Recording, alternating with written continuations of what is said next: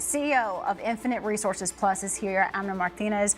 It's great to have you. Thank you for having me. Meet Amner Martinez, a Guatemalan-born business owner who owns two companies right here in Des Moines. Infinite Resources, an HR and headhunting company, as well as Amplified DSM, a podcast production company. Hear Amner's incredible story of coming to the U.S. at the age of 9, seeking political asylum with his family, and creating his very own version of the American dream. The difference between people that succeed and the people that don't succeed is people that succeed just don't quit.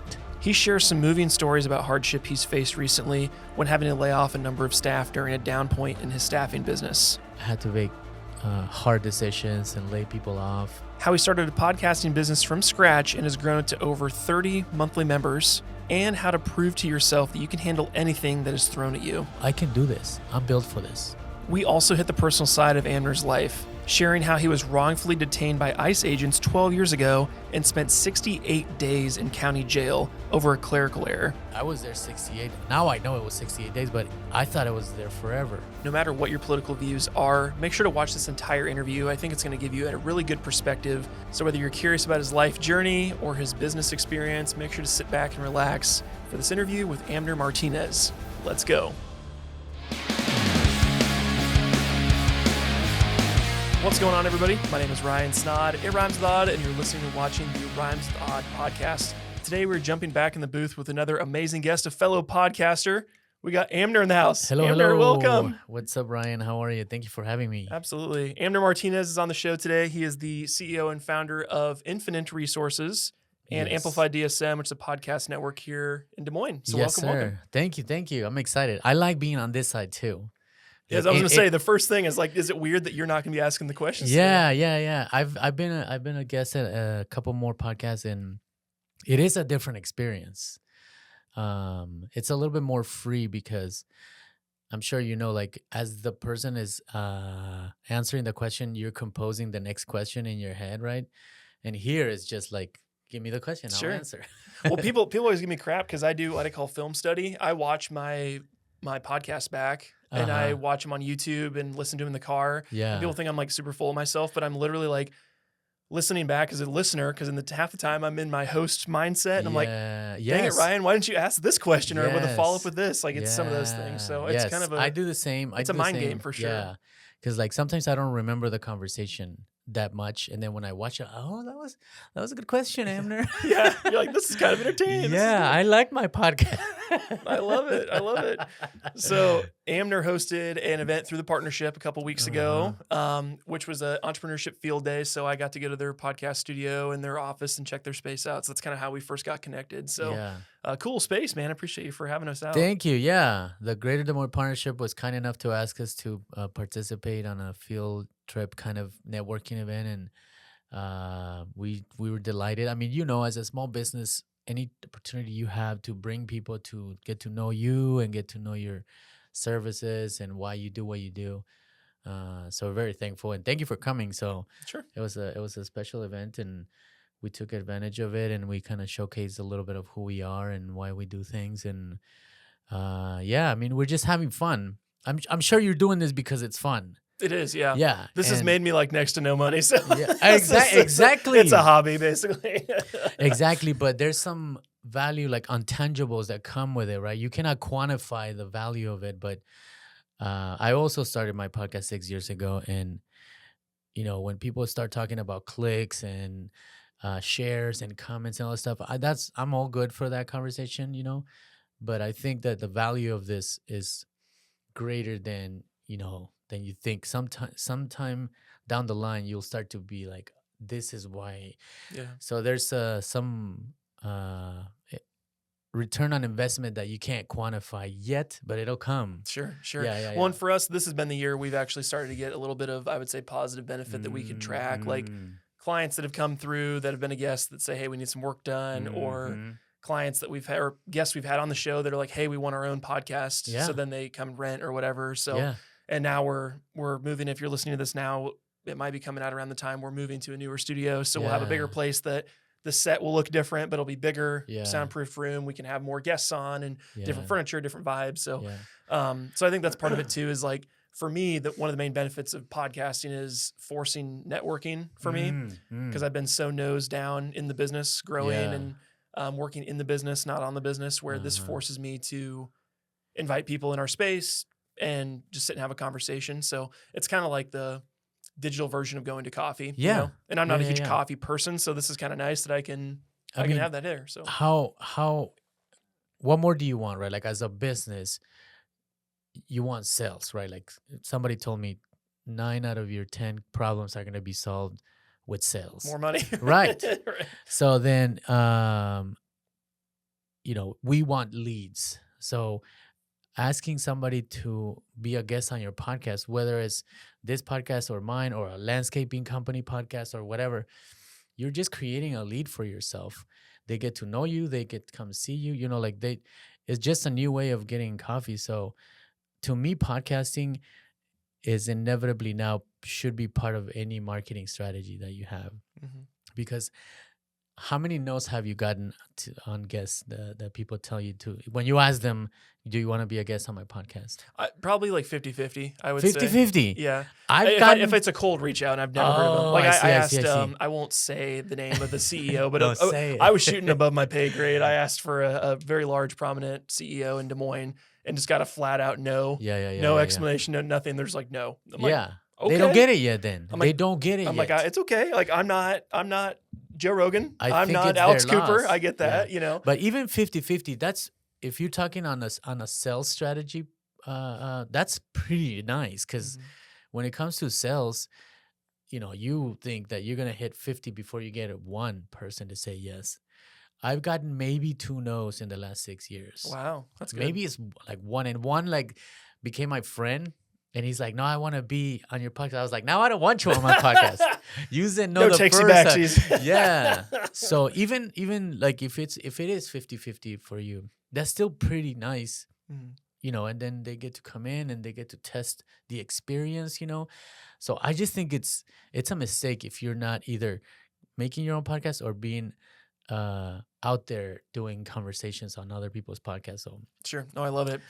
For the people at home that don't know who you are or what you do, what's the elevator pitch? What are the 2 different companies you're doing, and kind of what's the meet somebody and you got 5 to 10 minutes to tell them who you are, what you do? What do you usually tell them? Well, I'm a recruiter. I'm a headhunter. Okay. I've been doing it for 22 years now, and that's what pays most of the bills. So we connect people with jobs. So construction, manufacturing, industrial, administrative, bilingual talent. And then the amplified production house, we're doing kind of what you're doing, which is we have a studio. People buy a membership. They can come in once a month, twice a month, excuse me, or 4 times a month. And it's kind of like a gym membership. They pay monthly, and then we're there with the team. They come in, they do the fun part, which is this. And then the hard part is the post-production, right? Like the delivery and all that stuff. So yeah, we're having a lot of fun doing both. We house them both in one building over near downtown in Des Moines. And that's kind of like, that's my dilemma where I was talking about on our presentation, is that both companies are now creating revenue. They both pay some bills. So I can't, I'm always walking around with like my 2 companies, just kind of representing them. So thank you. I appreciate you having me because, again, I practice what I preach. So like being out there and promoting your business is like a never ending thing, especially if you're an entrepreneur, if you're a business owner, or even if you're a leader, a CEO. I think your job is to be telling the company culture, why the company's headed whichever direction it is. So that's my pitch. Is that good enough? No, I love it. I love it. No, it's a cool, like I would say, and just seeing it in person, but also in practice, where doing the 2 different businesses, it's like, I mean, based on the clientele for the podcast and the people you serve, it's like really kind of giving people a voice, giving them the connection they're looking for, whether it's they need people to help with their company or they need to be amplified, hence the name of how it's going. So I think it's a really cool connection there. We'll talk a lot about kind of how your guys' business is structured and all the stuff that's been going on since then. But I'd love to kind of hear your background a little bit. From what I understand, you're from Guatemala originally. Yes, sir. So Yep. tell me about how it was being born in Guatemala and how you came to the States. All right. So yes, I was born in Guatemala, and then we migrated to California in 1990. And we were in California, Southern California, for about 5 years. And in 1995, we landed in Perry, Iowa, which is just down Nice. down 141. And I got there. It was 1995. A meat packing plant migration. I think I kind of mentioned it to you that in the late 80s, mid 90s, there was a big, meat packing plant worker migration that happened. And I'm the product of that. And I've been in Iowa since then. So I've been in Iowa more than I've been anywhere in my life. So this is my adopted home. I go for the holidays. I go to Perry. That's where my dad's still alive there, and uncles and aunts and How many siblings? Just yourself, or did you have any siblings? 3 other siblings. Okay. So it's a total of 4 of us, and so some of us live here in Des Moines. One of them lives here in Grimes. And yeah, that's kind of my origin story, I guess. And I don't think we're going anywhere. I think we're here. We've been here, and my mom is buried in Perry. I have longtime friends that live here. So then just moved to Des Moines in 2000. And I've kind of been working since 2003. I kind of got into the recruiting agency and staffing industry, and I've been in it since. Along the line, there was a bunch of different, pivots of career. Not too much though, but I did a little nightlife stint. Were you DJing? What were you up to? I'm DJing now. Oh, DJ! So I'm DJ. Yeah, I know. I asked my wife, I'm like, am I ridiculous for doing this? She's like, well, it's a hobby, so like you're good. If you were DJing at 44, then. But no, so I'm an immigrant, right? Like I'm son of immigrants, and in around 2010, 2012, there was an immigration issue that I had, and so there I turned to like light nightlife, and working for nightclubs and being a bartender and like VIP services and all that stuff until I fixed my immigration status. But then that was the only like diversion of career. But ever since then, I've been a recruiter, a headhunter. So yeah, let me tell you some crazy stories about that. Sure. Let's do it. So I think it's interesting though, because a lot of people that go into an industry might bounce out or switch roles or whatever. It's like hard. I feel like a lot of people aren't staying into industry their entire career. So it's kudos to you for doing that. Before we kind of get into the professional stuff, you mentioned you were born in Guatemala. What age were you when you moved to the States? Was it 1990? So 90. I was 9 years old. Okay, gotcha. Yeah. So in that kind of process, you were old enough to kind of remember coming and that type of thing. What was one of those kind of standout experiences from coming to the States and that experience living here versus in Guatemala? Yeah, I have a lot of memories of Guatemala. Actually, I just went back after 30 years, and it was quite an experience. It's a beautiful country. But yeah, it took us 13 days to cross Mexico. And it felt back in the day, that was like a very, it felt like a road trip. There was a couple of like really scary moments that happened. But most of it was pretty pleasant. I remember there was a parade that was going from the hotel room. I came to the balcony, and there was like a nice parade. And we were staying at nice hotels, and then in Tijuana, at the border, we got caught by immigration. But the immigration on the Mexico side, they're like, they crooked, so they sold us back to the smugglers. They sold us back to to our coyotes. That's what they're called, like people that are moving people, you know.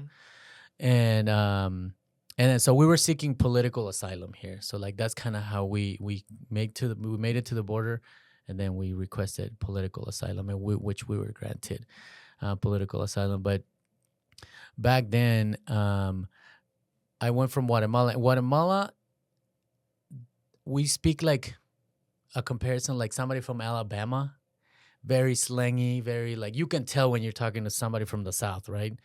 That's what Guatemalans sound like to Mexicans. Sure. So when I landed in California, California is just an extension of Mexico. So I was getting bullied by the Mexican kids because I spoke different. You know, I spoke Spanish, but it was very like slangy and singy, and I would tell my dad, the kids are making fun of me. You know, the Mexican kids are making fun of me because I speak funny. So then my dad made us speak more like Mexican, like less. Yeah. Like I think the Alabama Southern example is the best way to explain it. Like if somebody comes here and then the parents are like, okay, speak a little bit more Midwestern, lose that slangy Southern vibe to you. But that's kind of one example of like the difference. Even in Spanish, you know, in California, there was still some adjustments that needed to happen. And we were there for about 5 years. And then right when I was getting acclimated, right when it was I was kind of catching a nice rhythm and making friends. Then my parents are like, okay, we got to go to Iowa, which we didn't even know that Iowa existed, you know. And some people don't know. The People more think it's Ohio a lot too. Ohio, Idaho, they don't even know it's on the map. Like honestly, like the more you travel out and you tell people you're from Iowa, they're like, where is it? They don't even know. So, but my dad was making $4.25 an hour in California. This is 1989, 1990. Well, excuse me, 1994. 1994, 1995, they were making $4.25 an hour. So when they hear that a meatpacking plant is making $8.50 starting, you know, that's doubling your salary, right? Like as a dad now, I look back and I'm like, of course I would have moved too. I would have moved my kids, you know. And that was kind of how we landed in Perry. But at that time, Perry, it was like 9. My first day of school, I remembering, and there was like 9 Latino kids, Hispanic kids, and 2 others were my sisters. Okay. So now if you look at Perry or if you look at Marshalltown, Denison, Tama, Ottumwa, all those towns have big Latino. Sure, and just Hispanic really communities. diverse populations because of that migrant population. I know Yes. we filmed some videos in Ottumwa for the school district, and they're one of the most diverse in the state. Because of that, they have a lot of migrant work population that moves there, stays there. I want to say there's like 14 languages spoken in the school district. Yeah, I bet. They all have like earpieces for like I always say like a politician at like a UN conference. They've got like all the languages and little earpiece that translates everything. It's kind of crazy. Yeah, I think it was either PBS or like NPR or or the Des Moines Register that did a piece about how those towns were essentially saved by this migration because those towns were dying in the 80s. Sure. So. Yeah, that's cool. So, do you remember much of like growing up in Guatemala versus, like you said, you left when you were 9? So you probably have some memories from there. Yeah. Any fun memories from living there? Yeah, a lot of memories. So we were relatively like a little below middle class. So our toys, like we would make toys with mud, you know, or like we would run around and like I know this sounds. Savage, but like butterfly, we would collect butterflies. So we would go around because Guatemala is known for the land of forever spring or eternal spring. It's always in harvesting, like something's always growing out there. So it's beautiful. So I remember we would kill butterflies and put them on albums. You know, kind of how you put photo albums. Yeah. And whoever had, you know, some people were just great collectors of butterflies. Or we would also collect cigarette matches. Okay. And they were basically our currency. So like if they were the same, that was worth like one. But the more rare they became, the more worth they were, and that's how kids played like poker and like gamble, basically. I had a great childhood. I had a really good childhood in Guatemala. Like when you're poor, you don't know that you're poor, so you're just happy. Yeah. Like you're just like a happy person. So those are my Guatemalan memories. Some of them I would go to like for summers. My dad's dad lived in the Pacific Ocean, and my mom's family lived in the Atlantic. Because Guatemala touches both oceans, the Pacific and the Atlantic.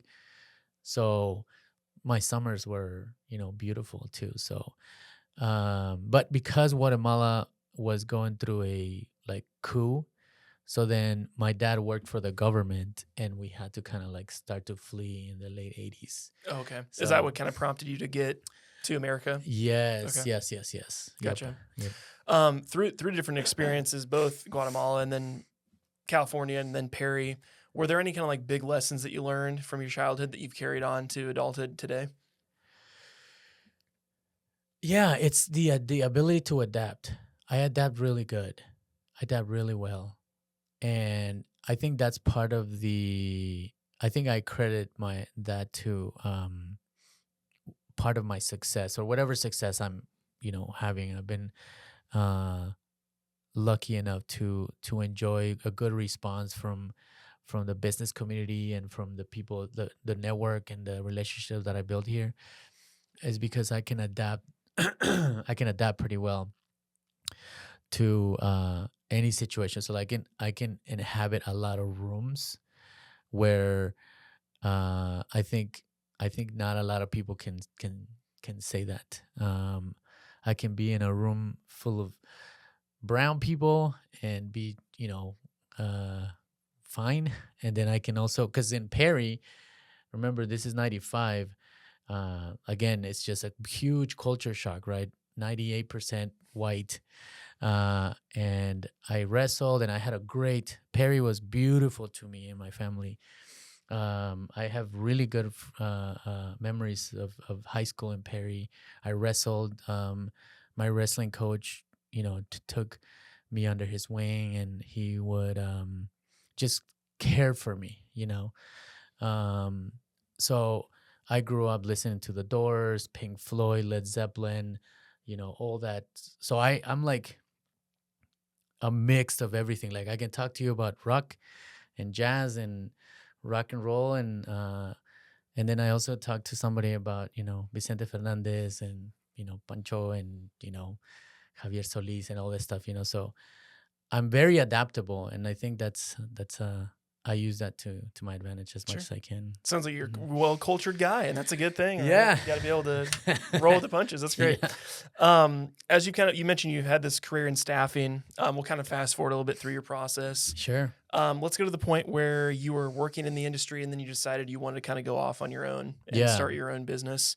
What was kind of the things that pushed you to that decision? So 2003, I joined this staffing agency, and we grew that. I worked there for 5 years, and we grew it from like 40 employees or something like that, 80 to like 400 plus employees. I thought I was going to work there for the rest of my life. It was a beautiful experience, very family, very like teamwork. That's where I got the experience of what a good team can do. Good leaders. And then after that, I worked for a couple of like national staffing agencies. And then in 2014, I joined a local recruiter here also. And he was like, help me do what you guys did back in 2003. That's a big successful story in the staffing world, at least here in Des Moines. So same thing with him. Started when we had about 20 employees, and then we took it to about a little bit over 300 employees.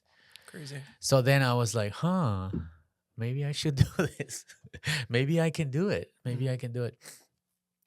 And yeah, I just 2018, I just decided that I was going to give it a go. And I told my boss, and he knew that it was coming. He knew that I had ambitions to entrepreneurial kind of spirit, entrepreneurial mindset.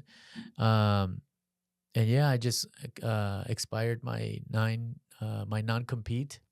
It was 9 months, but in the meantime, I was doing some consulting, just kind of HR presence in small businesses. So that was kind of the I was kind of getting bored already. I was like, there's something more, but there's a lot of people that are in that space where they're like, I don't know what it is, but there's something more in me. That's You might be an entrepreneur if you have that like, you just, I mean, because I was making really good money with my boss, and he was paying 100% of my insurance, um, money that I've never made before. So I didn't have to start my own business, but something was there that wasn't quite.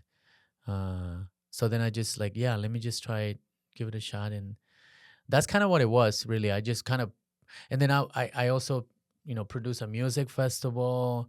I produce some fashion shows. So I kind of started believing that, like, okay, I can do, like, if I put something in my head, I can make it into it, like I can work it into like the real world. Sure. Take an And idea and create it from scratch. yeah. So then I started to believe in myself. I'm like, okay, I think I can do stuff, because if I think about it, somehow I end up doing it. Like this DJing thing, right? Like last year, I was like, I want to be a DJ, and my friend was selling his equipment, so I was like, okay, sell it to him, but you got to teach me. And now I've done a couple of gigs here and there. It's so weird. Sure. But yeah, You're like, come when check out the podcast. Yeah, I know. If Yeah, you need yeah. employees for your temp jobs, hire us. Yeah. And now my friends don't have to hire DJs, because they're like, hey, come DJ for my party. I'm like, hell yeah. And they want to pay me. I'm like, no, man, thank you for letting me do it. Yeah. So yeah, that's I just kind of followed my gut feeling that it was time. Sure. Mhm. So we start this company, kind of an overview of the company now. I don't think we've talked about this. How big is the company now in terms of for the resourcing side? Like, Sure. I think you mentioned you have an office in Des Moines, but also In Austin. Texas. Mhm, So Austin, tell me about that a Texas. little bit. How many employees? Yeah. How big? Yeah, so staffing and recruiting, it fluctuates in a crazy way. And I'm learning that just as much as it goes really high, it can come back down very quickly. So right now we're but just a little bit on around 50 employees. I do have a partner that we have other employees. So overall, it's about 90 some employees. And at one point, 2022, 2023, up until about early 2024, we were close to 400 employees. So we've done So you the hit big. that. You hit that thing. You hit twice in a row. Yes. Yep. This is the third time that I've been with a firm that we can take it to almost 400 employees. The first one, definitely, we're over 400. The second one was a little bit over 300. And just not too long ago, we were close to 400. But we then pivoted to becoming more of a headhunting, because like the staffing became not a need anymore, or at least not as much, the attempt to hire stuff. So then, we're getting a lot of requests for bilingual administrative assistant, bilingual accountants, and tech support, and bilingual IT, and just kind of a different industries. So we're more of a headhunting firm now than a staffing agency. Sure. Staffing is like, if you want 50 people, we can probably find them and get them staffed for you. But it's the same person times 50, right? Where this tech support has to be bilingual tech with electrical background that speaks by native Spanish and fluent in English, so like super hard to find jobs. And that's kind of where the headhunting comes in. So Sure. Well, I know there's a lot of firms that specialize in like specific headhunting, like college presidents or CEOs or CFO, like executive level people for a massive company, where it's like, okay, our CEO stepping down of this like 15,000 employee company. Who are we going to have fill these shoes? Like one of those types of deals too. So there's definitely like layers to it, right? Yeah. I've made a mistake to like not be pigeonholed into one. And I say mistake because it's like one mistake that I like that I make. Because there's some people that only do housekeeping, and there's only do nursing, only do, one vertical. Where I just like give me a shot at what you're looking for. Like maybe I can find them, and I like that better than just kind of pigeonholing myself to like being only labor, only, um, only bilingual people. Like we can find anybody. Um, and then sometimes you can't. And then we're honest, with people too. Like, hey man, I'm having trouble finding this person. But yeah, there's different firms for all kinds of different, industries. So Sure.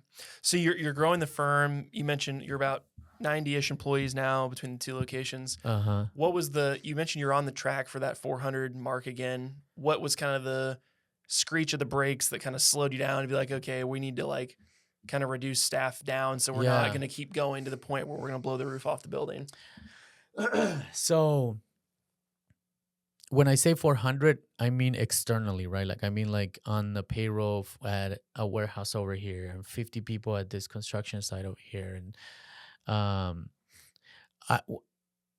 so the first quarter in this industry has always traditionally been that you kind of take a little bit of a dip, right after the holidays. January, February, you come down a little bit, but then typically the beginning of the second quarter, you kind of plateau a little bit and you kind of stay there.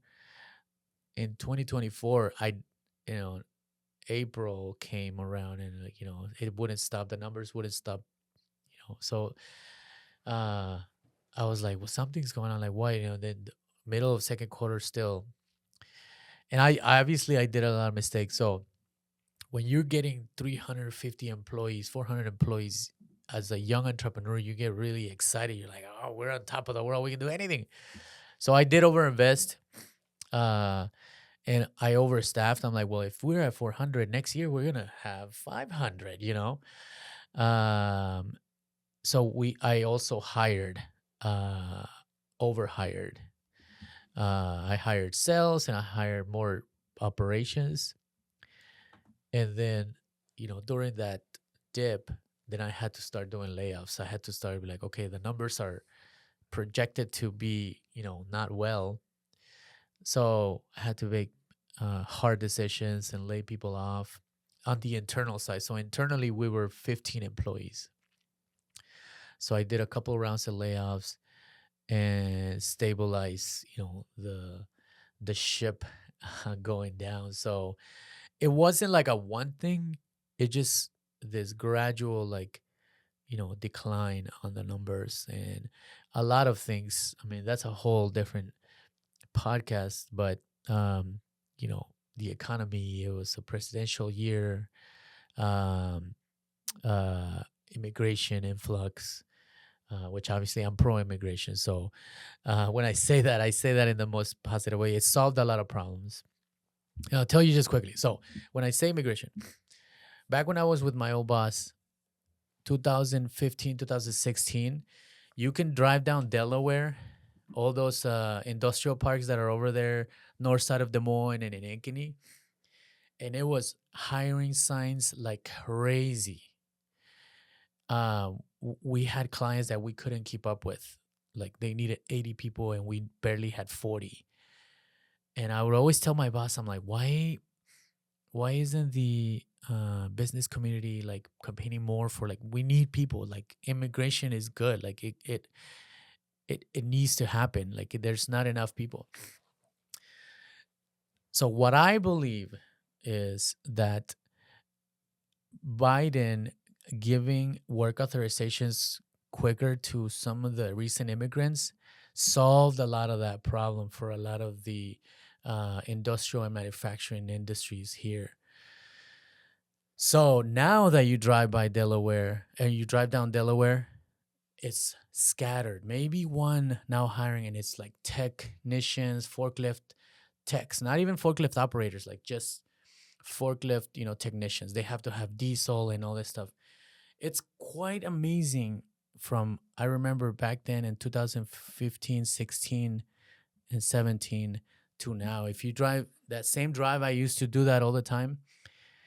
And it's completely different. And that's what I mean by the immigration, is that it solved the problem that a lot of industries were having, at least in the industrial and manufacturing, warehousing, construction. They were struggling, And then the pandemic hit, so that made it even worse. So Sure.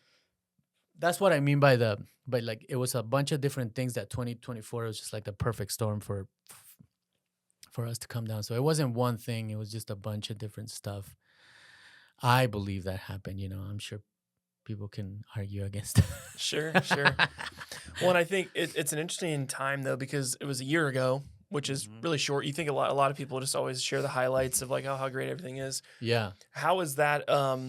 What did you learn about yourself in that process of like having to really take a hard look at the numbers and be like, okay, we have to like reduce internal staff. We need to like unplug the refrigerator. Lines, we literally can't even afford our overhead. Like, what did that look like for you? And how did you kind of overcome that? So we had to do some layoffs. I had to get creative on paying people. I would call my mentors and I'd be like, what would you do? This is my problem. And like, that's the beauty about mentors is like, they'll tell you tangible things to do to fix your problem. So I started paying all my managers every 2 weeks because there was a cash flow problem that I had, right? Like invoices are going out, but the money's not coming back in quicker. So had to do some process changes, some staff changes, get credit lines. It was. So what I learned is that I'm built for this. Like it was chaotic and it was scary. My houses lean against the credit lines. Like this is real stuff. And right in the middle of that storm, I was like, I can do this. I'm built for this. And that's why this entrepreneurial stuff, that's why it's not for everybody. This is like not for the weak. Like sometimes be careful what you wish for type of thing. You know what I mean? I don't know what your experience is. If you maybe want to share some of yours, but it gets crazy, and I can see why people quit. I know why people quit their business and why they're like, screw this. I'm gonna go work, You're like, I left my nice paying job, work for that agency to come have to tell people I really care about that we got to let them go. And I got to go like put my house up for a second mortgage because I can't make bills and stuff like that. It's hard. It's hard shit, It gets real very quickly. And that's what I learned is that, okay, I got this. Like I can do this. And now, that credit line's paid off. We stabilized this last quarter, and this quarter, second and third quarter was the first quarter. Now we're talking about almost 18 months of so the second quarter and the third quarter now for the first time we've done this. So it's a titanic shift. Like when your business is in that shape or like it's going a different direction, it's not like you can make a change and it changes quick. It takes really a long time for you to be like, okay, now we've changed directions, So, well, you say this like I was built for this type of thing. I love that sentiment because a lot of people would think the opposite. I'm not cut out for this. Like I can't do this. When you're rallying through that hardship, what'd you learn about yourself to prove to yourself that you have what it takes to survive in this world? Okay, so it's listening to your mentors, like do what they tell you.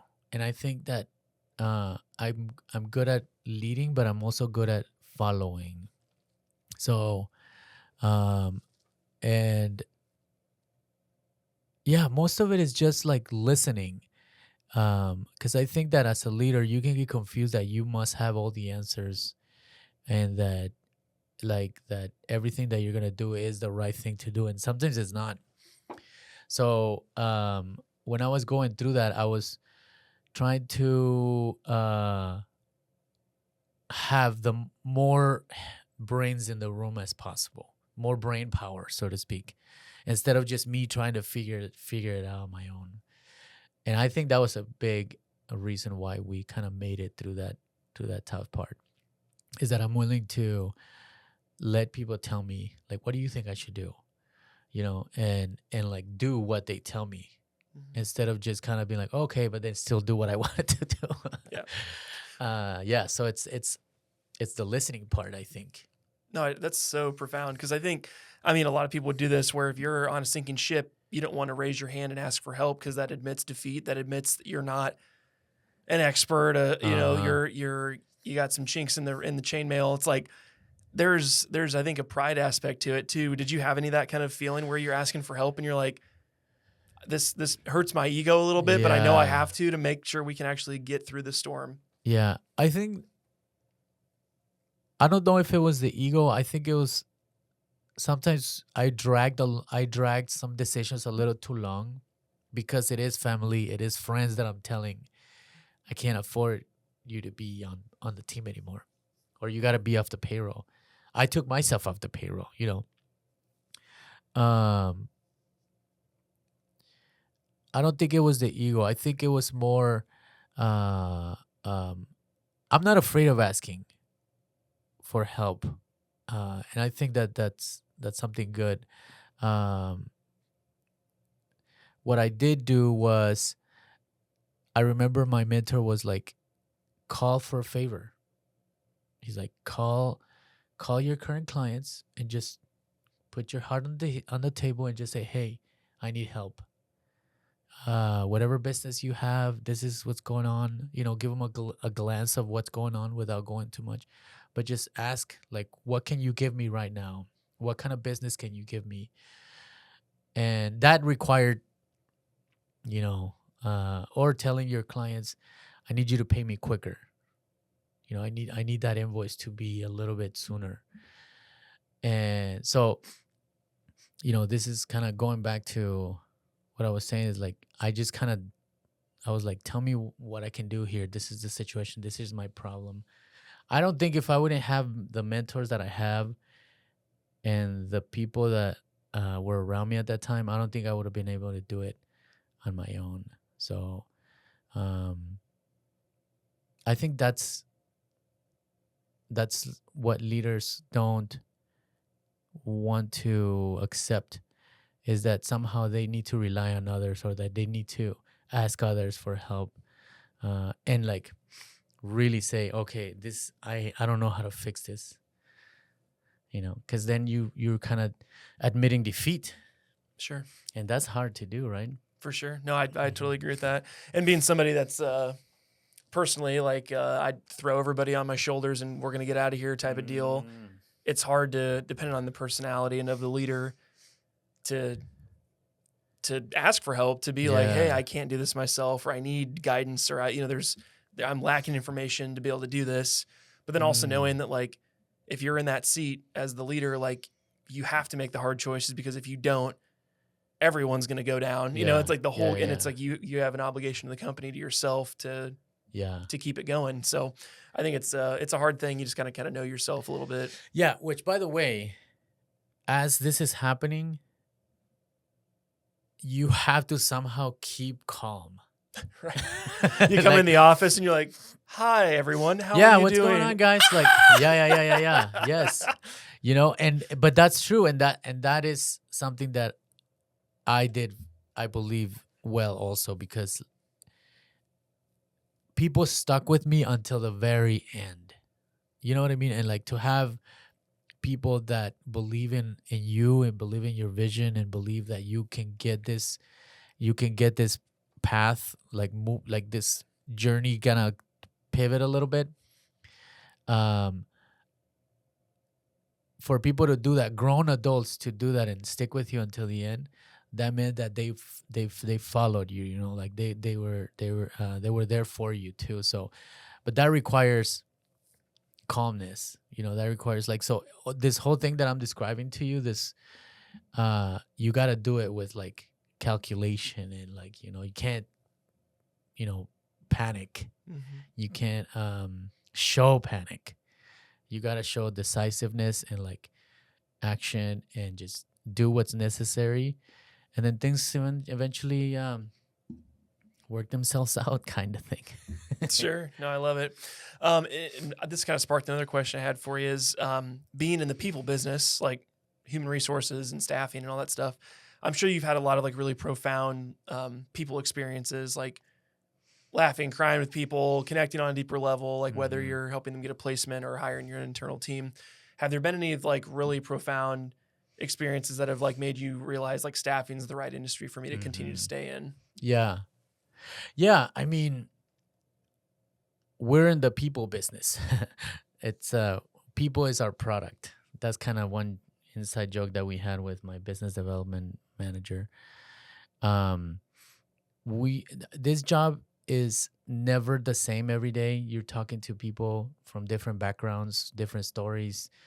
Some people are crazy, and some people are struggling, and some people are unrealistic, and they have great stories, and they open up to you.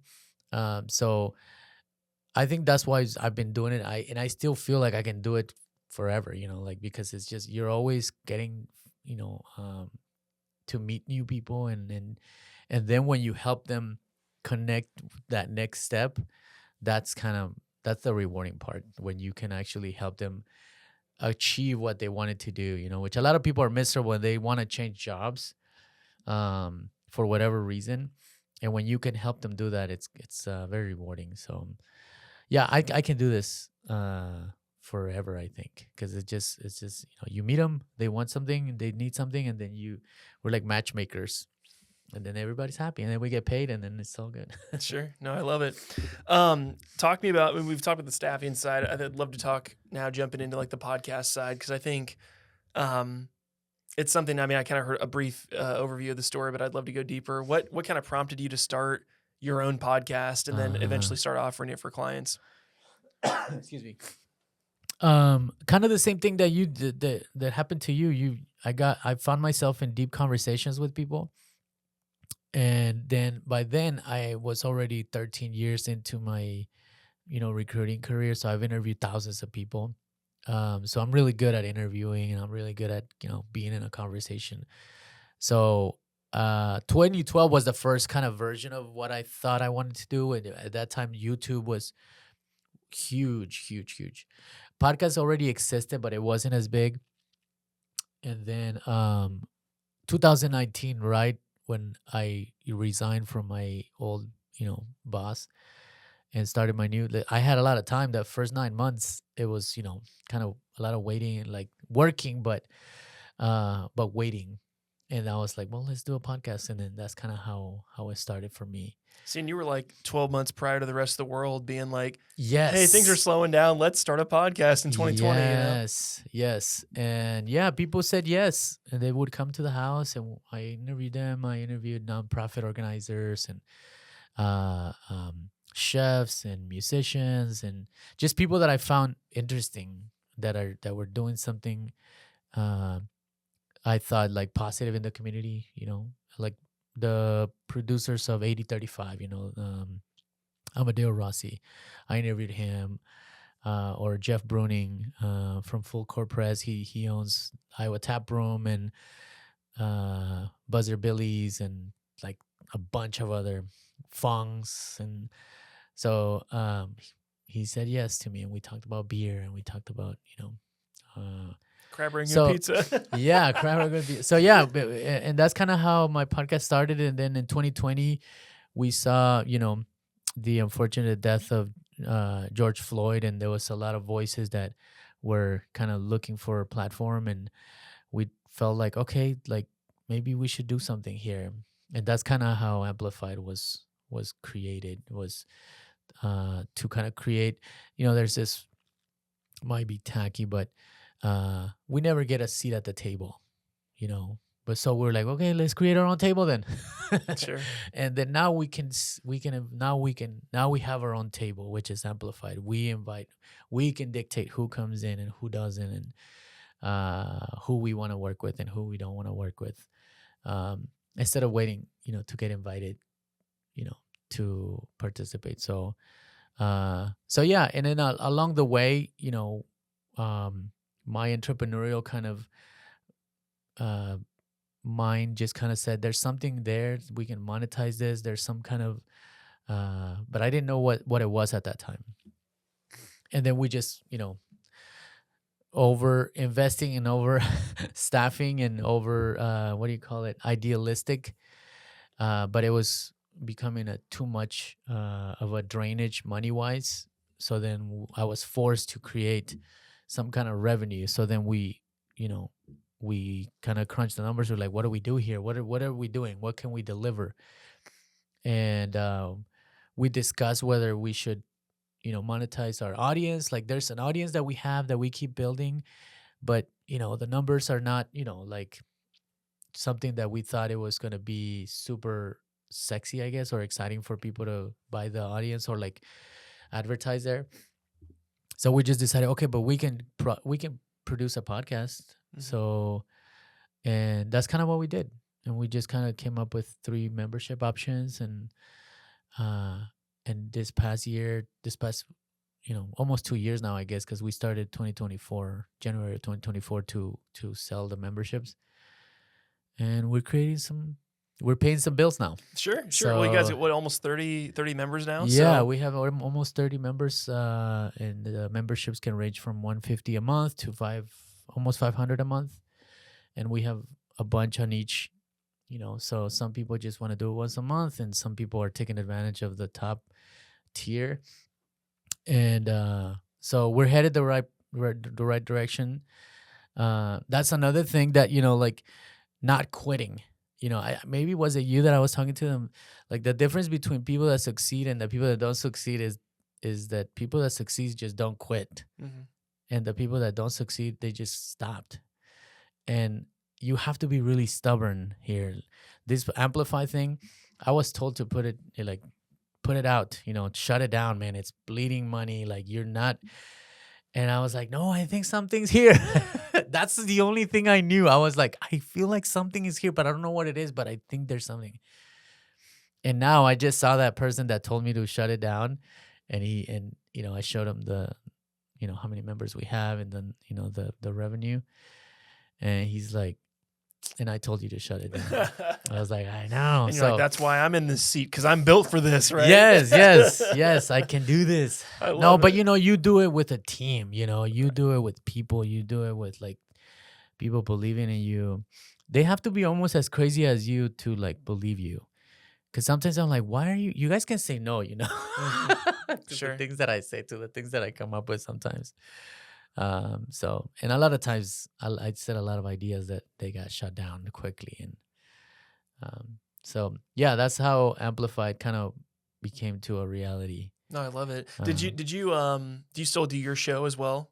Yeah. Is it the Amner? Yeah, Amner show? Martinez podcast. The Podcast, Amner okay. Martinez podcast, yeah. Make sure to go check it out. Subscribe if you're listening. Yes. Yeah, the Amner Martinez. Yeah, I talked to Rob Sand. I interviewed Rob Sand right before he announced that he was going to run. So Connie Bozen, when she was running for mayor, I interviewed her.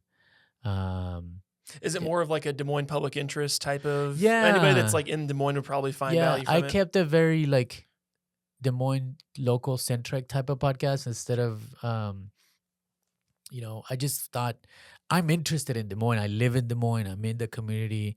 I know people, and I don't think that we need to listen to celebrities. Like there's a lot of great thinkers, great people here, like people that are doing great things, innovators. I interviewed Emily Steele, for example. She's with Hummingbirds. Yeah. It's a tech company that started here in Des Moines, and she like raised a bunch of millions of dollars, and now she's in like 30 cities.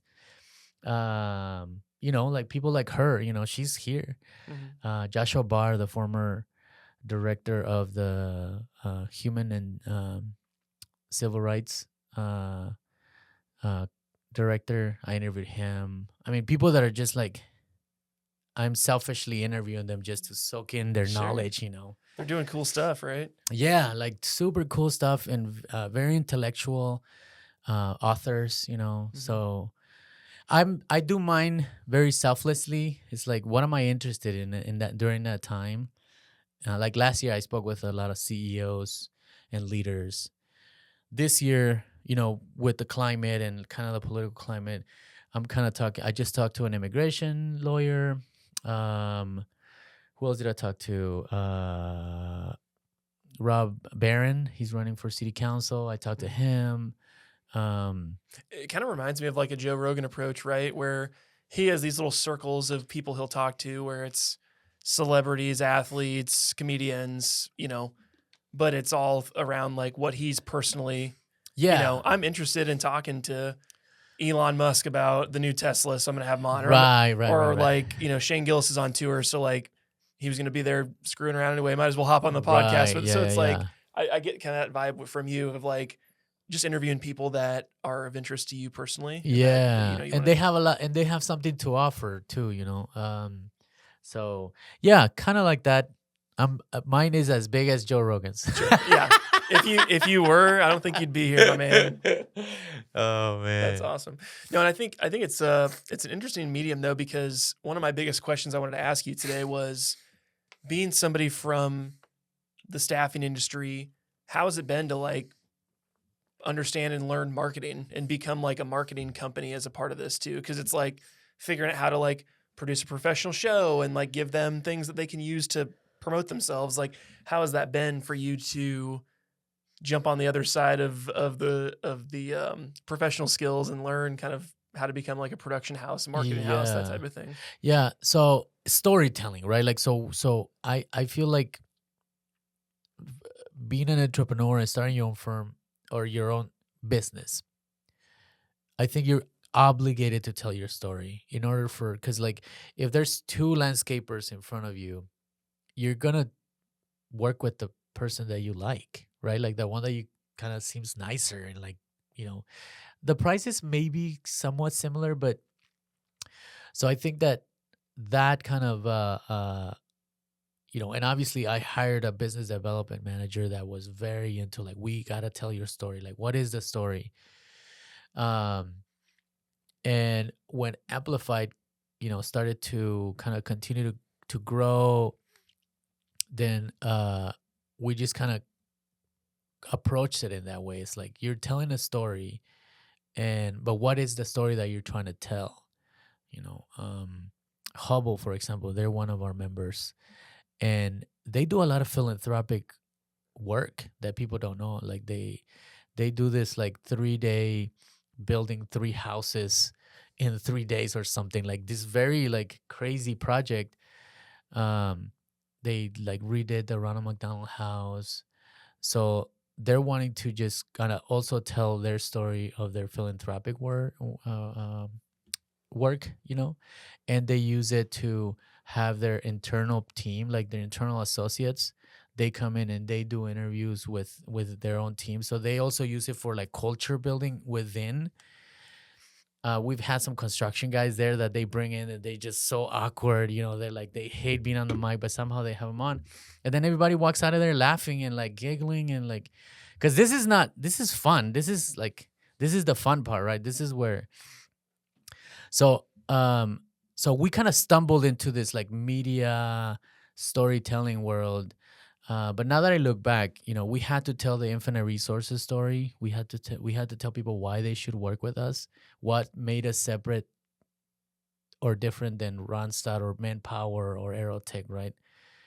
And then with Amplified, we just kind of continued that and just kind of tell people like, what is it that are you trying to be the leading voice in your industry?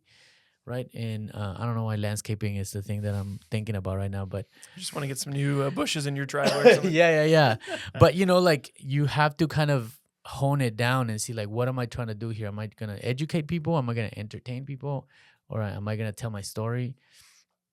And it essentially, it just kind of comes down to that. I think it's like, you got to tell a story, but what's the story that you want to tell? I love that. Mm-hmm. I think we'll take a break from your story for a second. Speaking of story, we'll do the lightning round here. Some rapid fire questions. I've never done a lightning round. You know, we're trying to get a sponsor for the lightning round. So if somebody out there with a L starting name wants to do the lightning round, we can do it, something cool. So first question, what is the best business lesson that you learned kind of the hard way from experiencing things that kind of made you fall flat on your face? What's been the biggest lesson you've learned from that? Biggest lesson. Oh, there's so many. Because I was falling left and right. God, that's a good one. My answers are not very lightning-y. That's okay. It doesn't have to be a 2-word, or you can embellish it a little if you want. No, I think it's the I think it's the numbers. I'm gonna go with that one. Like I started a class with the Greater Des Moines Partnership, Scale DSM, and when I showed up, I was like, I got this. I know what I'm doing.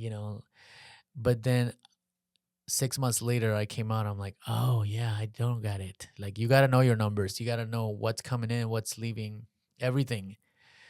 Everything about your business you should know, how much it costs and how much is, what's what is it doing? Is it serving a purpose? And if it isn't, then you gotta cut the wasteful spending. So I'm gonna go with that. Sure. I think if I would have had a better grasp of my numbers, I wouldn't have struggled as much last year. I love it. As a piggyback from that one, what are like one or two numbers that you have on your scorecard that you're looking at every week, every month? Like, what are those? Is it revenue? Is it profit? Or is it churn? What's kind of the numbers that okay, these are the 3 or 4 that I want to look at when I'm measuring the growth, the success of the business? I think a lot of people don't pay attention to their invoices, like their collections. I think I learned that you can fix the problem. It doesn't really have to be like, I got to get new business. Like you can fix a lot of problems inside immediately. So I think I'll stay in the theme with numbers. Is like you also have to pay attention of like how quickly your customers are paying you. If you have an agent report or a way of looking how behind they are, you got to know, can you handle them not paying you for 2 months? And if you can, then you got to talk to them and you got to tell them it's got to be quicker. Mm-hmm. So we got a really good handle on that right now. So I pay attention to that, and then we just pay our bills on time. I think if you're really good at staying with paying your bills on time, and then you have real numbers instead of like you're piling up money, but you haven't paid like a bunch of bills. So then that money's not real then, Right. It just looks cool, right? Yeah. So I guess the final answer to that one is like, you have to have a real number that you're looking at. It can't be, and you only know if it's real if everything else you're taking into account, right? So. Sure. I love that. Talking all about podcasts this episode, what is your favorite podcast to listen to? I don't listen to podcasts.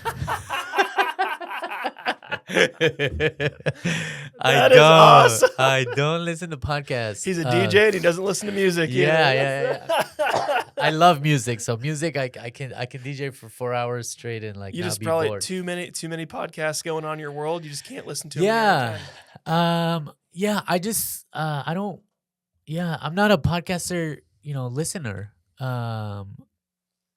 So I guess mine. And now the Rhymes with the Odd Show. Rhymes There you with go. Odd Show. Yeah. That was my follow up. Is like, well, now you got a new favorite. No, this is great. Yeah. I think it is important though, because a lot of people in my personal life heard I was starting a podcast, didn't even know what that was, and now we're on your number episode 100. Yeah, and it's like people have just kind of assumed, okay, I guess he's still doing this now. But then if people don't listen to podcasts, they don't understand what it is. Because I know some people listen to podcasts that are entertainment, and I never listen to podcasts for entertainment. It's always like interviews, business knowledge, insight, industry specific things, updates, whatever. It's never like a murder mystery show or a comedian. Like my wife listened to one that's like a comedian's talk about small town murders, and that's entertaining. But I'm like, sure. This hour long, you could have like learned something. I don't know. Like for me, I always just want to learn stuff with a podcast. So that's interesting. What are 2 things about Guatemalan culture that you wish people could experience? Oh, wow. That's a great question. Thank you. That's a great question. So Guatemala, the Mayan Empire was there before the Spanish, came and colonized. And I wish that people would not understand, because I think that there's a like general understanding of it, that there was a society there was architecture, mathematics, like sciences and everything. And I think that a lot of people think that it was inevitable for the conquistadors to come and improve somehow the people and improve that society, where in fact they already had something. Um, and you can say the same thing for the Aztecs, and you can say the same thing for Native Americans here. So I guess that's kind of a general answer, but tamales, Guatemalan make beautifully tasteful tamales, which are very different than Mexican tamales. They are wrapped with banana leaves, and they're just like super tasty. So that's another thing.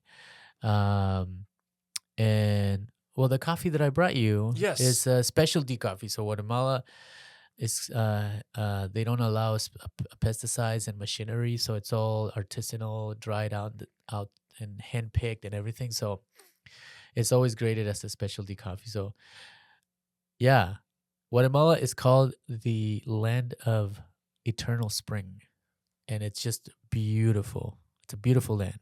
So Have to people put it on should the go. list. Yeah, I love you it. gotta go.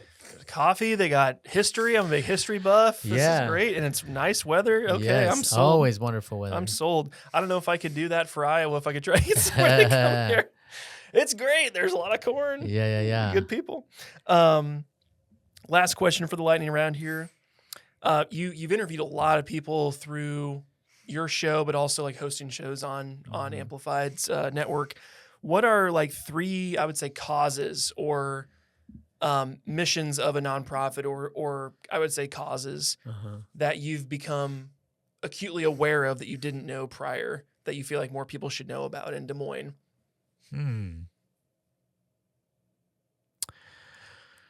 There's so many nonprofits that could use help. I think the Oak Ridge neighborhood is one that I've learned their story through one of our podcasters. When 235 was built, it's an argument to be made that it could have been built somewhere else, and it displaced a lot of people. And I think Oak Ridge neighborhood was one of the kind of projects that were like, well, because we did this, let's do this. And I think right now they're hurting because of funding has been cut. A lot of funding has been cut. So that's one. There's this other lady that I interviewed. I think it's called Can Play, and I've heard of them. Yeah, they have a facility, but they help children with disabilities. They just do sports, and they just created an environment with kids. I think she said, we focus on their abilities, we don't focus on their disabilities. Oh, that's sweet. And it's such a wonderful organization. And Mainframe Studios is one that I think I would name too. I interviewed Siobhan Spain. She's the former director. And the arts scene here and the arts culture is not as, yes, we have the art center, right? But these Mainframe Studios, they house artists. And so artists can rent at a very affordable price their studio. And I think that if you're an artist and you can have a studio, that just kind of elevates you, right? You're like, okay, it's real now. And I think organizations like Mainframe kind of create the cultivation of artists, right? They help the scene kind of be real instead of just, Des Moines doesn't really have I think it can do a lot better at having places where artists can kind of hang and artists can coexist and talk to each other. And I think Mainframe gets that job done. So if you're an artist, you should hit up Mainframe. Sure. Yeah. No, I love Those it. are three. Those are three. I love it. That concludes the lightning round. You're officially out of the gauntlet. Good job. Yeah. One of the things that I think is really interesting, kind of about your journey, your story. You mentioned a lot that you're trying to give a voice to the voiceless. You're giving people a platform to share what's actually going on, give their opinions, those types of things. We talked about a little bit prior that you'd obviously immigrated here, but also had some experiences with immigration just from the staffing side, from your personal experiences that have kind of swayed some of these opinions on things. With everything going on with ICE, with deportation, with all the stuff with the current administration, is there any topics around that you've had really good podcasts with or interviewees? You mentioned like an immigration lawyer, things that have kind of like opened your eyes to even more of this issue outside of just your own experiences. Yeah. Well, I am an immigrant, so I can only speak for myself. So I have an experience that is very similar to like, and I know people around me and countless people that are living in terror, literal, like horrific. They're afraid, but I'm also like learning that people are afraid to even talk, like you're brave for asking this, right? Like, to be honest, like that's kind of the times that we're in. I mean, I'm even calculated on my questions. I'm like, how much should I be saying? Sure. What do I do? Like, I have a company and, where's my role here? Like, what do I do? So I think that's what I've learned mostly because I already have the experience of an immigrant. I've been detained by ICE. I was in 2012, I was under ICE detention in Polk County for 3 months. It was what, 68 days, right? Was what 68 days, Yep. yep. And I came out of that with a green card. So looking back, there was a clerk error, my malpractice from my lawyer at the time. My new lawyer had to prove to the Board of Ethics that I was not represented well. They turned the case. Then she took it to immigration and reopened it. And then, so I had to stay detained until that got resolved. So I haven't, I've lived it. So I don't wish it upon anybody. Because what was your experience? This was 12 years ago. But what was your experience being detained by ICE? Were you just walking to your car, or what was kind of your experience? Sure. Going through that? So there's this, there's calendar hearings in the immigration world. You're my lawyer. We have a calendar hearing. We speakerphone. Hey, judge, this is Ryan, lawyer. Here's Amner. And I say, hi, judge. And the judge is like, hello. All right, let's schedule the next one for a year from now. So it's a very basic. I'm at the lawyer's office. My lawyer was going through a divorce at that time, and she didn't tell me about this hearing, so I didn't go. So then in the immigration world, that's grounds for deportation, like abstentia or something. Sure. Like you just show up for your court date or your hearing or whatever. Yep. Like if you don't go to court here, and is what, contempt of court or something. Sure. And that's what happened. So then I went to work one day, and the ICE agents show up, and they're like, usually they would come in asking for Julian or something, So it's like, and they just asked me my name, and they're like, yeah, you gotta come with me. So it wasn't like, like it is right now, where people are just kind of getting taken out by mass people.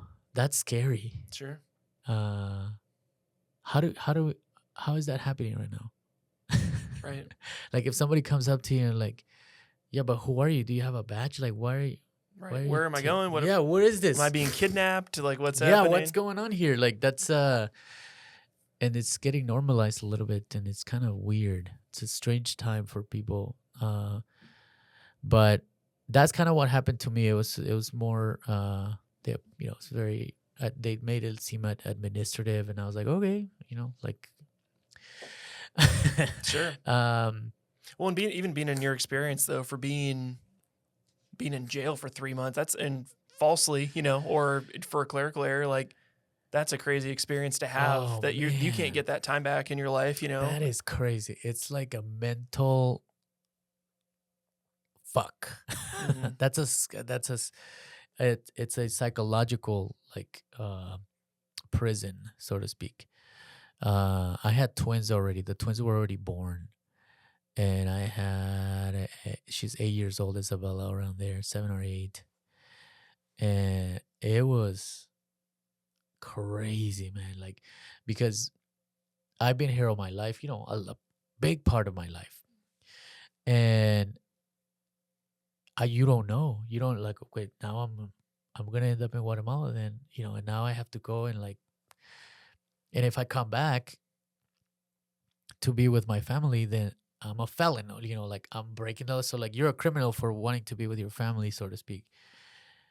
And then so it was just this like uncertainty, and you don't know how long it's gonna get extended, right? Like I was there 68. Now I know it was 68 days, but when you're inside, you don't know.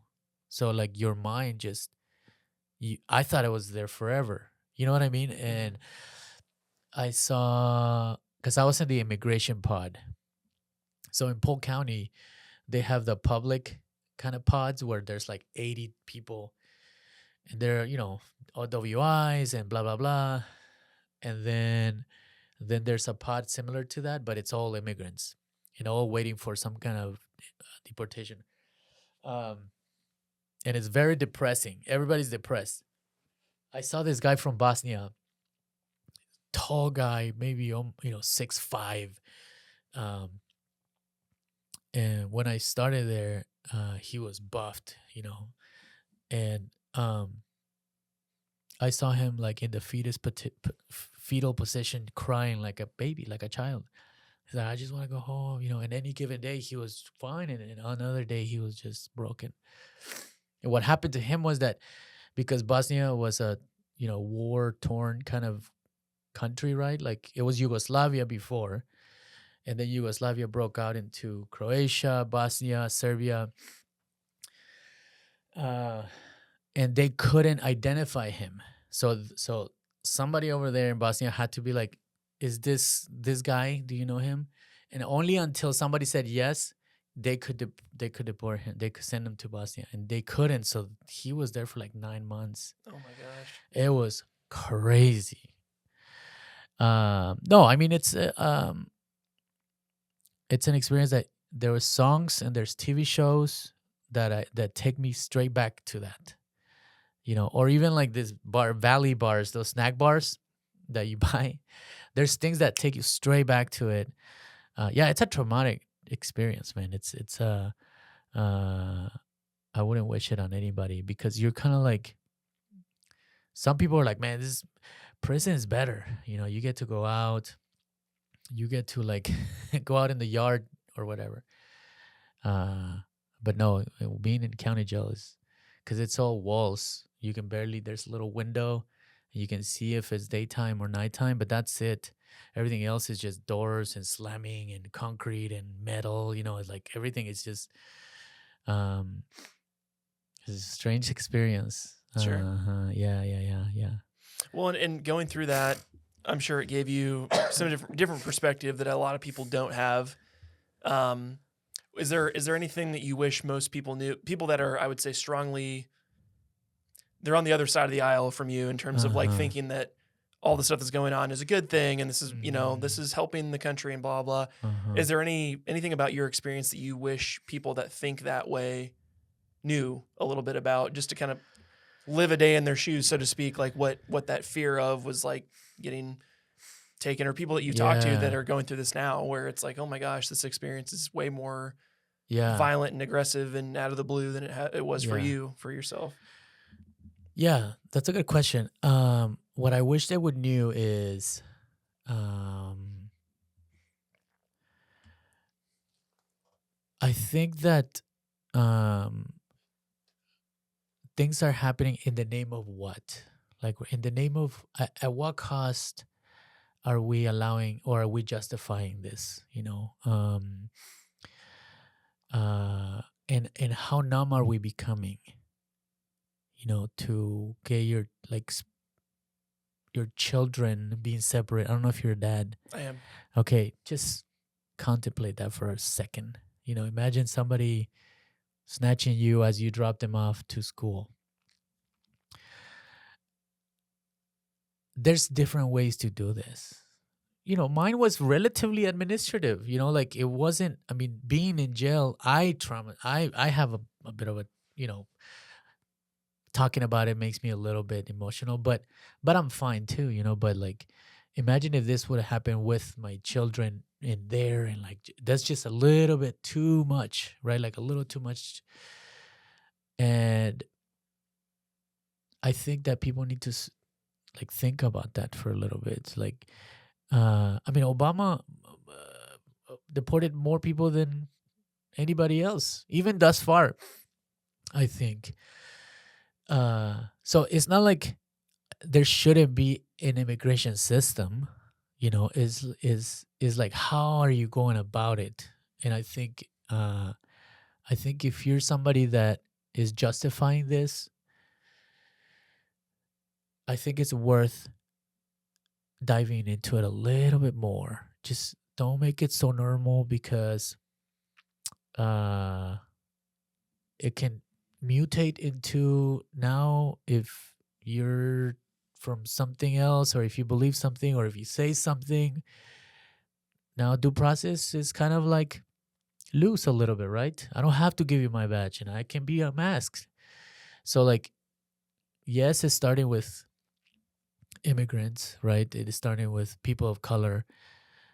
But what if it mutates into like a version where they want to like ask you questions and have you come in because they... So I think that people need to be careful to like normalizing this behavior of just camouflage man with masks, with no badge, no license plates. Be careful how much you're okay with that, because I think it can mutate into like something that you might regret that you were okay with. Well, it's like it's good when it's this group of people that doesn't involve that person. If it were flipped, hey, they're coming for you now, and now there's, like you said, masked people in vans with guns showing up and taking you off the street. It's like, that's scary. Like, I mean, we had a guy on a couple months ago now. He was a farmer in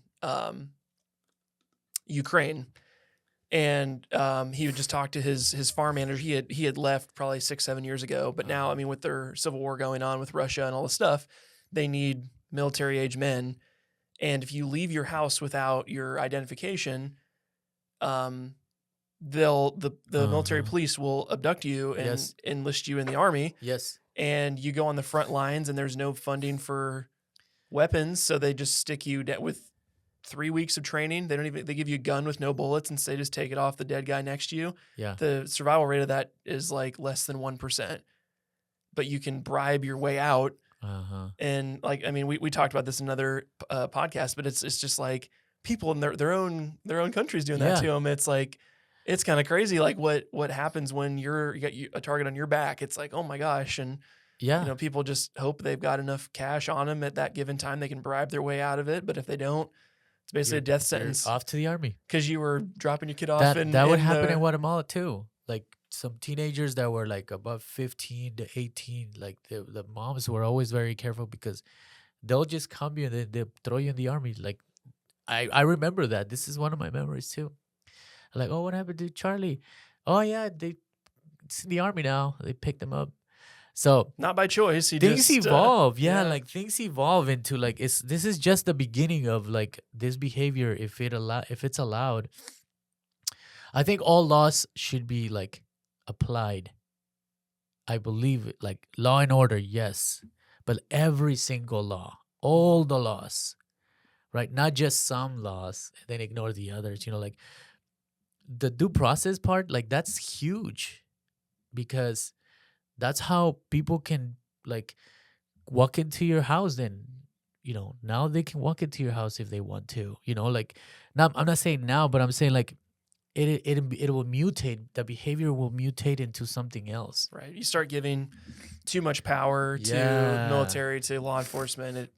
It crosses that boundary of just we're all just kind of, we could be victims at any moment of something violent happening or something happening. It's like a cancer, right? Like my mom died of cancer. So but before she got cancer or before she died, I would see cancer like far away. Like, oh, the NFL is like monthly current cancer awareness They month. got pink socks Or on. yeah, Yeah. or like, oh, this is a cancer, walk of funding for cancer. But then when my mom got cancer, I was like, oh, this is a monster. This thing kills. So now when I see or hear people that have cancer, like my heart aches, like, oh man, I'm so sorry to hear that, like, but only until it happened to me. Mm-hmm. It's happened to somebody that I love that I started to be like that. So this is a cancer that maybe hasn't happened to you, but are you going to wait to react until it does happen to you? Or should you be a little bit more aware of like what's going on? Because, I mean, you don't have to look too far to see how, things are getting just a little bit weirder. Every time you look and you're like, really, that's happening? Okay, that's happening. The deconstruction of the justice system, the deconstruction of the Supreme Court, or like, just kind of like pulling, fundings from different places and stuff like that. I don't know. It just, maybe I'm listening to the wrong side then. I don't know. Well, you got to get your list of podcasts up. You can start I guess listen so, to right? both sides of the Yeah, issues. I do watch Fox sometimes, man. So that's, I that's watch. good to bounce between the two, and then you see how freaking messed I up watch both of them Fox. are. I watch Fox, and I was like, I see why people are afraid of immigrants, because like the first three things that they talked about was like this illegal immigrant was driving, and then the next news flash, the illegal immigrant doing this, and then the illegal immigrant. So I'm like, yeah, I see why I would be afraid of immigrants too if I'm watching Fox only. Sure. And like, yeah, there's this fear mongering that gets put in you, and then you're like, yep. Then you see then you see Amner walking around, and what's wrong with him? Like, he's an immigrant. You know what I mean? Like, Sure. Crime and immigration shouldn't be synonymous. Immigrant and crime isn't like synonymous. Crime and human is synonymous. Like, we're all capable of doing very horrible things, right? Whether you're black, white, purple, Asian, Latino, right? Like, crime is just a human behavior. Mm-hmm. And I think that's where the problem is. It's like, if you're attaching the word crime with a certain group, I think there's a problem there. Yeah. Because we're all capable of committing, or breaking the law or committing crime and all that stuff. Sure.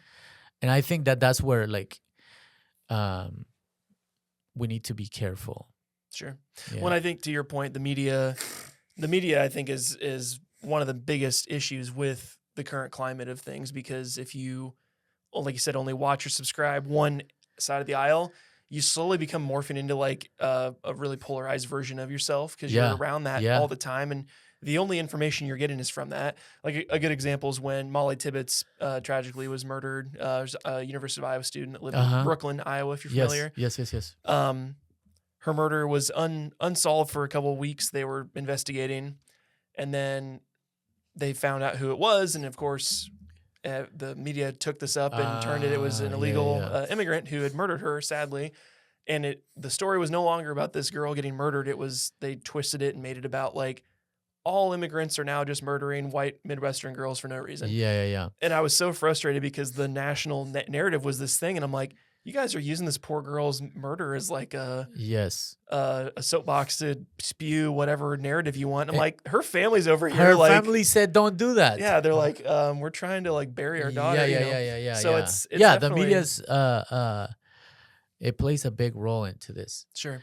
Well, it's an obligation, I feel like, even as podcasters, as YouTubers, as a social media influencer, whatever, if you have any kind of platform, like, you owe it to yourself to not be a part of the solution, not the problem. Like, you can talk about your opinions, but maybe don't like only ever think that that's the only way that people think. Yeah. Like, learning what the other side of the aisle thinks is always good, like, How are we discerning what's true and what's not true? Or like, how are we how are we like passing on information, right? Like, I speak, like sometimes they're like, well, you're a Latino leader, we like to talk to you. I'm like, I am not a leader of the Latino community, and I don't speak for the Latino community. I can speak for my own experience, and I can tell you what I think, right? Or what I so we have to take responsibility of like, what do we hear? How do we take the information, and then how do we pass it on to others, right? Like, for example, right now, you know, I like to call undocumented people not illegal, because illegal is not That's a negative connotation. yeah, yes, right. So like, so and it's important, like, as much as it is awkward, it's important to be like, okay, this is what it should be. Because if we're not able to do that, right, if we can't do that, then that's part of the problem, is that we absorb information and then we just spit it out as if it's facts. And that's one of the things that I'm a little kind of disappointed, because I used to like Joe Rogan. Like I don't dislike him now. I mean, he can do whatever he wants. But I think like he didn't take a little bit of responsibility, and he let a little bit too loose of like who he had on. And Are you referring to like the election, like having Trump on the podcast? No. I'm or talking just about in like general? just people that he like that he wasn't, like fact wasn't part of like things there. It was all opinion, and it was like non-experts, right? That sound experts. Have you heard of Dunning-Kruger effect? Mm-mm. The Dunning-Kruger effect is, and I'm gonna butcher it, but it's basically somebody that they do some reading, they watch some videos, and they kind of read a little bit and read some articles and intake some memes and watch some YouTube channels, and then somehow they start to create their opinion about it. And then somehow there's a point where people that are smart, they're like, okay, well, I'm not an expert in this field, so I'm not going to go around spilling this information out, right? The Dunning-Kruger effect is that person starts to believe that they're experts in it. And then they start even pushing back on like real science and real facts. Mm-hmm. And you should look it up. It's called the Dunning-Kruger effect, that you think that you're right because you've done some research that isn't, compared to data and science and research that has been documented for hundreds and thousands of years, like flat earthers, for example. You're not a flat earther, are you? I don't even know what that is, no. Flat earthers are people that believe that the earth is flat. Oh, flat earth. Got it. Flat earth. I thought you said like flatter thirst. Oh. And I'm like, flattering? Like you're thirsty to flatter people? Flat earthers. Yeah, flat earth. Flat Yeah, people, yes. I've worked with, I had a couple coworkers that were like dead honest, dead Yeah. serious. Like, no, the earth is flat. I'm like, Yeah. whoa. Like, Yeah. So crazy. then, like they're the perfect example of a person with the Dunning-Kruger effect, is that they've watched some other person that did some research, and just because they're like an engineer or something, they somehow created a test that somehow shows that there's questions there, and somehow that research to them is enough to question the science. Mhm. So you and I are not going to get into a conversation about whether the earth is flat or not, because neither of us are scientists, neither of us are astrophysicists. It would be irresponsible for me to be like, well, it's possible. Well, yeah, anything is possible, right? I could be 7 feet tall and play in the NBA. Sure. But that's, But so it's almost pushing back on someone's delusion, though, because like you can say, "Oh yeah, you believe whatever you want," but it gets to a point where like something that like that, where I mean, if you go anywhere and look at the horizon, the Earth literally you can see it. Yes. You can see the round like with your own Uh-huh. eyes. It's not like you have to be from the moon to see Yeah. it, and it's like that. Some of those people though, like if you say, "Oh, well, you believe what you want to believe," it's like that's almost kind of like a cop out for, because then they continue to go around and Yes. spewing things that are inaccurate. But it's also, I mean, again, where do you draw the line? Because in some places it's like, what are you gonna do? Like try to explain to somebody that believes in it, like because they have that effect that they're somehow experts, and there's nothing you can tell them that will like whatever explanation you come up with, they will like Yeah. deviate from it. And so that's a tough task, right? Like They're pretty concrete in that thought. yeah. So I'm like, I don't even know how to respond to that. Like that doesn't mean that you're not wrong. You know what I mean?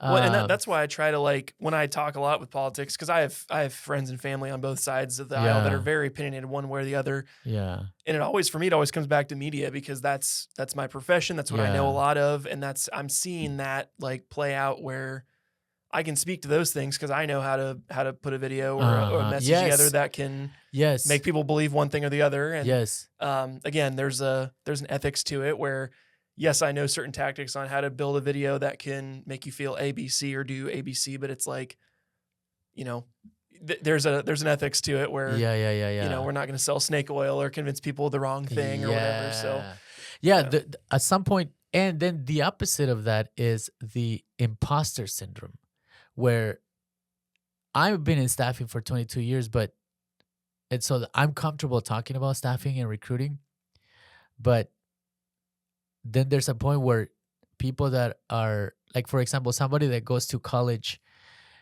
and then there's about they hit their 4-year, degree. And then they're like, am I good at it? Like somehow the more you study something, a person starts to almost doubt themselves too. Because they're constantly learning because new they're things. like, whoa, am I even doing the right thing? Because like I thought I knew, but now I'm discovering new things. So then they get the imposter syndrome, that they don't think that they belong because there's so much more to learn and so much more to like discover and so much more to research. So there's two things are opposite. The people that study more and like learn more and research more, they get this imposter syndrome and they kind of doubt themselves that they should be, and then eventually they get over that and then they feel comfortable at being experts. Mm-hmm. And then the other side is the Dunning-Kruger effect, which is like their own research is enough for them to consider themselves experts. Mm-hmm. Isn't that amazing? Sure. How like two things are the same, they're the opposite, and this one's convinced and this one is doubting themselves. Sure. And this one's the one that has more education, more academia, more research. And then these ones just watch a YouTube video. Sure. So No, totally I agree. appreciate you giving me the time. Absolutely. And for the invitation. Sure. Well, if people are curious about potentially coming on or starting a podcast with you guys, or they're looking to hire a team, where can they learn about your respective businesses? Yeah. InfiniteResourcesDSM.com and AmplifiedDSM.com. So we're, just Google Infinite Resources and or Amplified or podcast, and it'll pop up there. We're local. So we're very local centric, which I love. We're not trying to, go outside. Like I think Des Moines and Iowa are a great place to do whatever. It's like fertile grounds. So like whatever you do here, you can still be the first one. This podcasting thing, still Iowa's always like behind. We wait for the East Coast and the West Coast to do things, and then we jump on board. So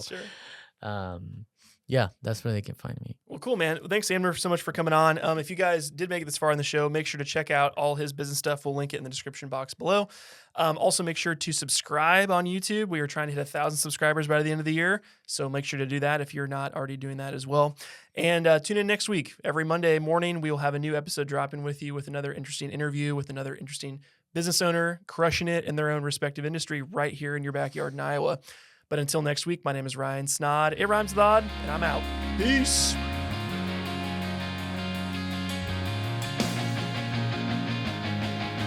Thank you so much for watching yet another episode of the Rhymes with Odd podcast. We really do appreciate your support. If you could give us a 5-star review on Apple iTunes, that makes a world of difference, guys. Also, if you're tuning in on YouTube or Spotify, make sure to subscribe so you don't miss another episode, and check us out on social media.